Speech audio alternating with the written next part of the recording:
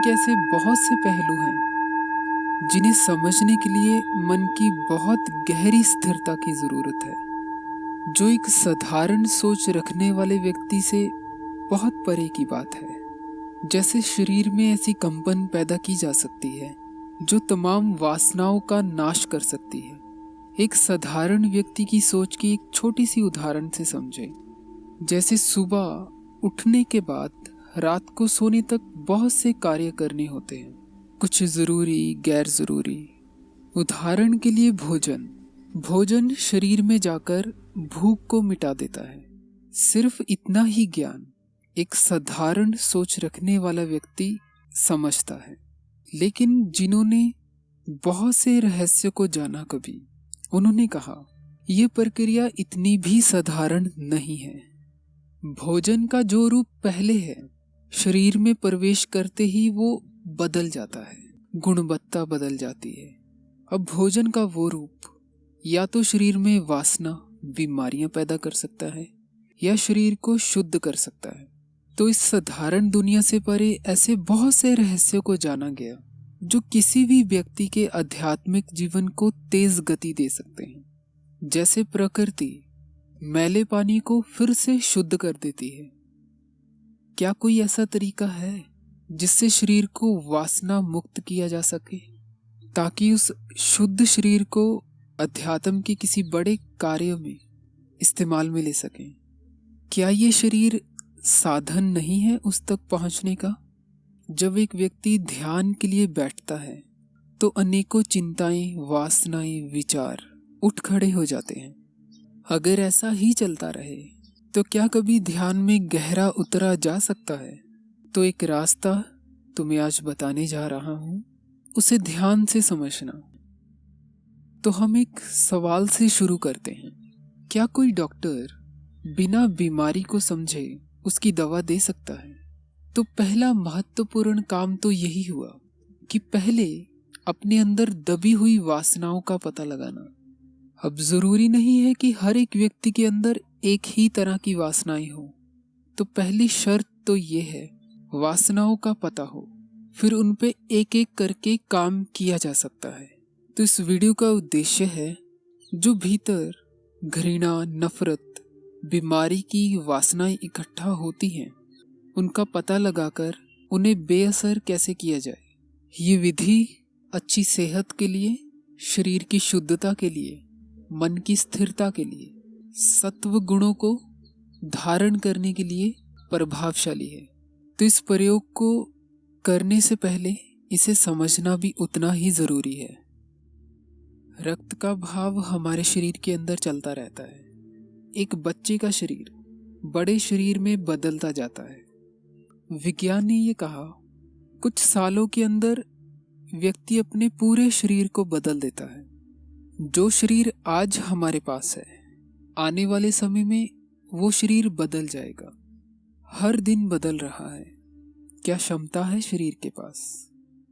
रोज लाखों कोशिकाएं मर जाती हैं और नई कोशिकाओं का निर्माण हो जाता है।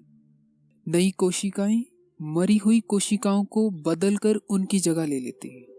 जैसे बाहर की दुनिया में भागदौड़ चलती है, ठीक वैसा ही हमारे भीतर भी चल रहा है। जैसे बाहर की दुनिया में लोग अलग अलग ग्रुप्स में बंटे हुए हैं, धर्म, संप्रदाय, जाति, ठीक वैसे ही हमारे भीतर भी कोशिकाएं कुछ ग्रुप्स में बटी हुई हैं। कुछ कोशिकाएं बीमारी के रूप में इकट्ठा हो रही हैं। कुछ कोशिकाएं किसी खास किस्म के गुणों को धारण किए हुए हैं। किसी एक कोशिकाओं का समूह नफरत की वासनाओं को इकट्ठा किए चल रहा है। दूसरा समूह किसी बड़ी बीमारी को लिए चल रहा है। अब एक छोटी सी उदाहरण से समझें। मान लो कि एक शहर में एक चोर है। कितना ज्यादा नुकसान वो कर सकता है? बहुत कम। उसे पकड़ना आसान भी होगा। अगर एक चोर की बजाय 50 चोर चोरी करने निकले तो यकीनन वो पूरे शहर को लूट सकते हैं। तो जरा सोचिए, शरीर के अंदर अगर ये कोशिकाएं बढ़ती ही चली जाएं, शरीर की बहुत क्षमता है, लेकिन एक वक्त पे आकर वो भी कमजोर हो सकता है। अब शरीर की क्षमता एक दिन में नहीं खत्म हो जाती। पहले इस मंदिर को मैला किया जाता है, फिर इसे मारा जाता है। ये व्यक्ति ही करता है जाने अनजाने में। शरीर के अंदर शुद्ध कोशिकाएं भी होती हैं जो अपना काम करती रहती हैं, लेकिन वो कब तक कर पाएंगी? तो अगर तुम दया करना ही चाहते हो तो अपने भीतर के जीवन के ऊपर करें, जो नादानियों के बाद भी तुम्हें चलाए रखने में मदद कर रहा है और बिना थके। अगर प्रेम करना ही है तो अपने आप से शुरुआत करना। ये करना कैसे है, इसे समझ लेते हैं। तो महत्वपूर्ण सवाल, वासनाओं का पता कैसे लगाया जाए? कौन कौन सी वासनाएं अंदर दबी पड़ी हैं, और पता कर लेने के बाद उन्हें बेअसर कैसे किया जाए, या उन कौन सी गलतियों को नहीं दोहराना चाहिए जिनके कारण वासनाएं इकट्ठा होती हैं। अगर तुम 24 घंटे में से कभी भी अपने मन को देखो, वो प्रतिपल भटक ही रहा है। नदी के भाव की तरह विचार चल रहे हैं, मानो जैसे तुमने पैर रखा साथ में ही बह जाओगे। तो इस भटकाव को देखने के लिए मैंने एक प्रयोग करवाया था। इस प्रयोग से 2 तरह के खास तौर पे फायदे होते हैं। मानो कि तुम एक रास्ते पे चल रहे हो, सामने एक गड्ढा है, तो दूसरी बार जब तुम उस रास्ते से जाओगे तुम्हें ख्याल आएगा कि यहाँ पे एक गड्ढा है, तुम संभल के जाओगे। तो जब तुम वो प्रयोग करते हो, तुम मन के भटकने के स्वभाव को देख लेते हो। तो कभी भी दिन भर में मन भटकता है तो पता चल जाता है, क्योंकि पहले देखा गया है भटकते हुए। अगर तुमने वो प्रयोग नहीं किया है, अगर मैं तुमसे कहूँ किसी एक विषय पे विचार करो, तुम एक विषय से शुरू करोगे लेकिन विचारों का भाव कहीं से कहीं ले जाएगा। दूसरा लाभ उस प्रयोग से ये होता है, भीतर दबी हुई वासनाओं का पता चलता है। सोचते सोचते किसी स्त्री के बारे में सोचने लग जाना, ऐसे विचार यूं ही नहीं आ जाते हैं बीच में, क्योंकि सोचने की इस प्रक्रिया में वासना चुपके से मन को पकड़ती है और फिर तस्वीरें बनने लगती है और फिर शरीर को कहा मानना ही पड़ता है। अगर तुम वो प्रयोग करते आए हो तो तुम्हारे पास वासनाओं की एक लिस्ट होगी। अगर वासनाएं मन को प्रभावित ना करें तो एक साधारण व्यक्ति भी बहुत गहराई तक सोच सकता है। तो वासनाओं का पता उस प्रयोग को करने से ही पता चलेगा।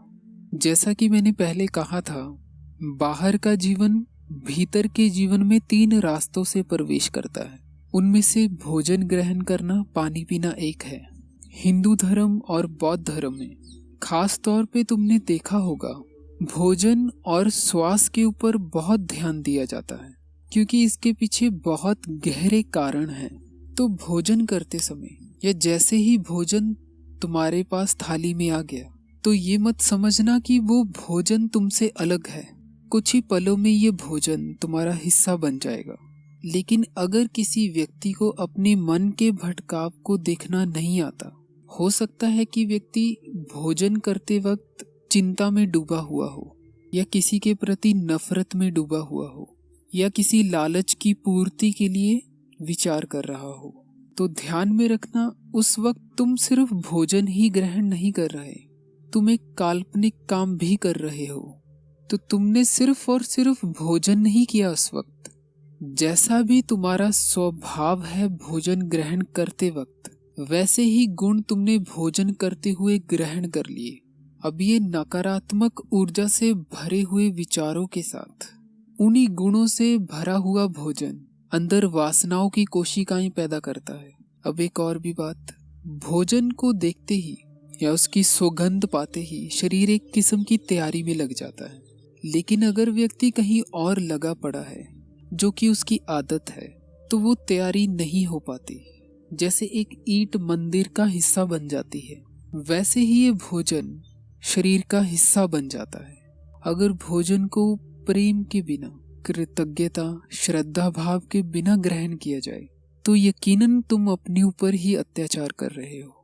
जरा शरीर को कभी देखो, आंख, नाक, कान, मांस का एक टुकड़ा ही तो है, लेकिन फिर भी इस दुनिया को देखने, समझने, परखने में मदद कर रहा है। क्या क्षमता भरी गई है इस शरीर के अंदर? क्या इस शरीर के बिना संभव है उस परम तत्व को जान लेना? तो इसलिए योग जैसे बड़े विज्ञान में शरीर को साथ में लेकर चला गया। शरीर के अंदर ही है सब। तो भोजन करते समय इन बातों का बड़ा ख्याल रखें। भोजन करना किसी पूजा करने से या यज्ञ करने से छोटी बात नहीं है। आध्यात्मिक व्यक्ति जिस जीवन से निकला है उसमें फिर से नहीं जा सकता, तो ये नियम बड़ा कठोर है। भोजन प्रेम से करना, वरना भोजन करना ही मत। अब ऐसा किसी भी भोजन के साथ नहीं किया जा सकता।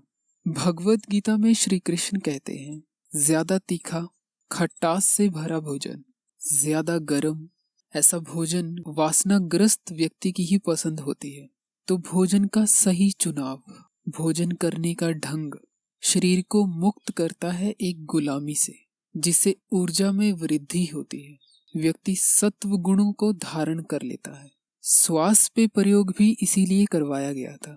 जो अंदर कोशिकाएं हैं वो श्वास लेती हैं ताकि वो एक दिन बड़े कार्य में जुट सकें, तुम्हें सहायता कर सकें। अब मैंने चाबी तुम्हारे हाथ में पकड़ा दी है, अब फिर भी तुम खजाना ना खोल सको